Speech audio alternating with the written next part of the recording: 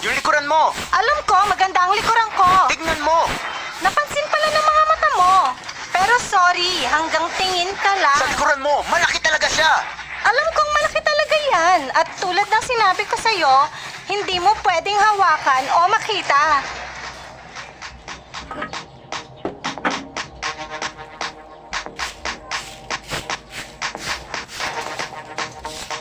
Napakainit ng panahon. Napakainit.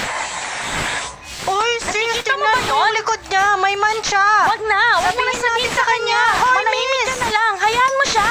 Miss, may sasabihin ako. Nakita mo, sinabi ko na sa'yo, dapat hindi mo na siya tinawag. Sis, wala pa akong sinasabi sa kanya. Teka lang. Miss, ang laki kasi nung ano sa likod mo. Siyempre, malaki talaga yan. Ito yung katawan na gusto nyo magkaroon pero wala kayo.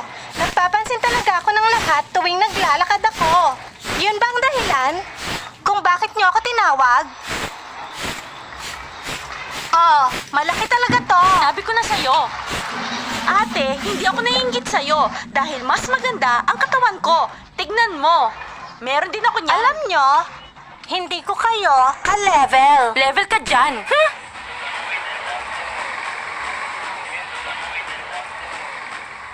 Sinabi ko na sa'yo eh. Siyempre, mas mataas ang level ko sa inyo, harap at likod. Kahit anong gawin nyo, hindi kayo magiging tulad ko. Pinagtitinginan nyo akong lahat habang naglalakad ako. Pero ulitin ko, hindi kayo magiging ako. Gets nyo?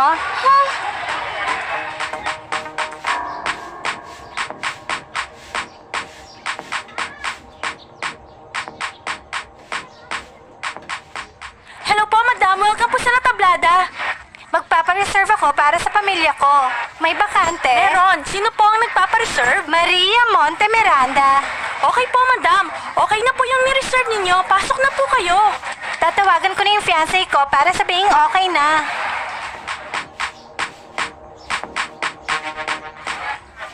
Hello, mahal ko. Hulaan mo kung ano.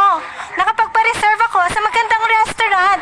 Napakasosyal at nakakaloka. Mamamangha ka kapag nakita mo. Sobrang saya ko talaga. Sige, magkita tayo mamaya. Madam, pasensya na po. Hindi po kayo pwedeng umupo. Ba't hindi pwede? Pasensya na po. Hindi po talaga kayo pwedeng umupo. Kahit anong sabihin mo, uupo ako dito. Kasi po, madam, pasensya na po. Hindi po talaga pwedeng umupo. Makinig ka sa akin, waitress ka lang. Ang asawa ko ang isa sa mga pinakamayaman dito sa syudad. At sinasabihan mo lang ako na bawal ako umupo dito. Pero may malaki po kayong ano sa likod. Siyempre, tignan mo, malaki talaga yan. Ano bang problema niyong mga babae? Inggit ba kayo sa katawan ko? Hampas lupang inggiterang serbidora. Aalis na lang ako dito sa restaurant niyo.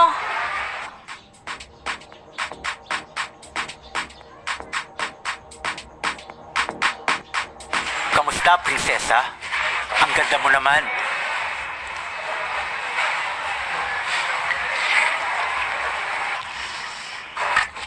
Ano bang problema mo? Bakit mo ako hinipuan? Miss, yung nasa likuran mo, ang laki niya. Halatang halata. Alam ko, malaki talaga yan. Hindi kagaya ng sayo, napakaliit. Huwag mong subukang hawakan ako ulit. Kung hindi, pagsisisihan mo to.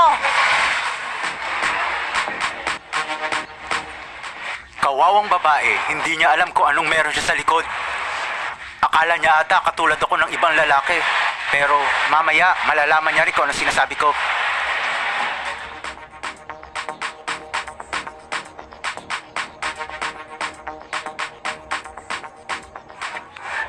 Hi! Oh, mahal. Hello, Kanina pa ako mahal. nandito. Matagal na ako naghihintay. Halos isang oras nang nakapark yung sasakyan ko dito. Nakakaistorbo na ako sa traffic. Kamusta naman yung araw mo? May konting abala lang, pero nandito na ako. Mahal, meron nga pala akong sorpresa para sa'yo. Ay! Pero kailangan Ano mo yan? takpan yung mga mata mo. Walang mandaraya, ha? Promise, Lagi mo na walang lang ako sisira. sinosurpresa, kaya mahal na mahal kita.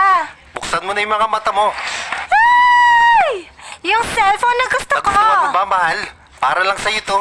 Gustong gusto ko, kaya nga mahal kita. At lagi ko sinasabi sa mga kaibigan ko na the best ang boyfriend ko. Honey, maraming salamat. Ngayon, pupunta tayo sa mga magulang ko. Gusto kitang pakilala sa kanila. Talaga, mahal? Gusto ko nang makilala yung mga magulang mo. Mabuti naman. Tara na, sakay ka na sa kotse. Tuloy ka, mahal ko. Nandito na kami. Kamusta mga anak? Mabuti't nakarating kayo. Kanina pa namin kayo hinihintay. Tuloy, pasok kayo.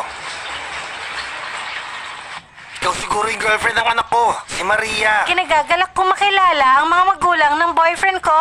Mukhang napakabait mong bata. Kinagagalak kita makilala. Salamat po. Tama ka dun, Nay. Para akong tumama sa loto. Umupo muna tayo. Marami tayong pag-uusapan. Salamat. Upo ka, mahal.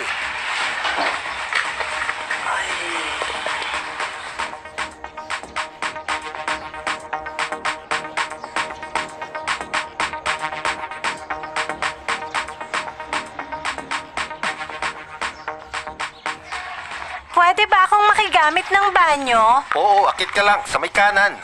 Salamat. Ha! Ano to? Nakakadiri naman yan! Ano ka ba? Ba't hindi mo sinabi sa akin na may tagus ka pala? Hindi ko alam. Anak! Tingnan mo ang ginawa ng babaeng yan sa mamahaling ko sopa! Ma'am, patawarin niyo po ako. Bakit di mo napansin na tinagusan ka na pala? Yan tuloy! Nasira ang mamahaling kong sopa! Ikaw ang maglalaban ng mga yan! Bakit ako? Siya dapat ang maglaban yan. Inay, tignan mo. Pasensya na. Di ko naman talaga alam na mangyayari to. Ihahatid ko na siya. Itay, huwag kang mag-alala. Ako maglilinis ng mga yan. Ilabas mo na siya. Nakakahiya. Ano tong ginawa mo?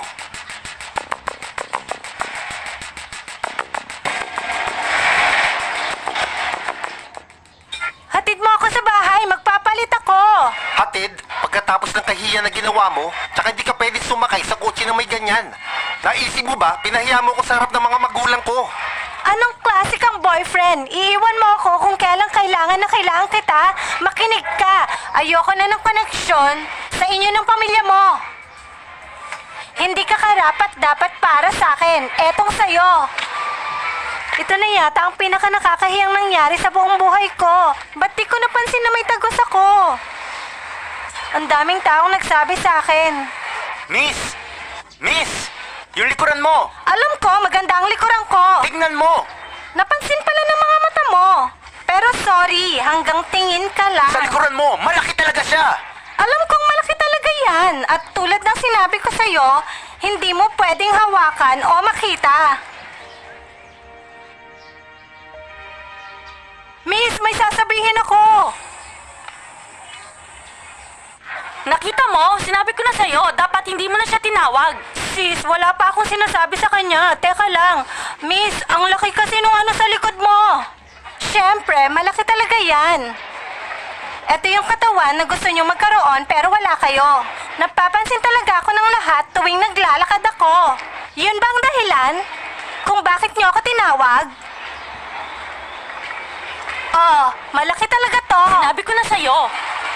Ate, hindi ako naiinggit sa'yo dahil mas maganda ang katawan ko. Tignan mo. Meron din ako niyan. Alam nyo, hindi ko kayo ka-level. Level ka dyan. Madam, pasensya na po. Hindi po kayo pwedeng umupo. Ba't hindi pwede?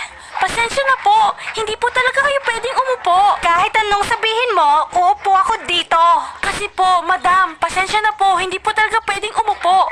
Makinig ka sa akin, waitress ka lang. Ang asawa ko ang isa sa mga pinakamayaman dito sa syudad. At sinasabihan mo lang ako na bawal ako umupo dito. Pero may malaki po kayong ano sa likod. Siyempre, tignan mo, malaki talaga yan. Ano bang problema niyong mga babae? Inggit ba kayo sa katawan ko? Hampas lupang inggiterang serbidora. Aalis na lang ako dito sa restaurant niyo. Ano bang problema mo? Bakit mo ako hinipuan? Miss, yung nasa likuran mo, ang laki niya, halatang halata. Alam ko, malaki talaga yan. Hindi kagaya ng sayo, napakaliit. Huwag mong subukang hawakan ako ulit, kung hindi, pagsisisihan mo to. Ang daming nagsabi, sa park, at sa restaurant, kasalanan ko. Hindi ako naniwala.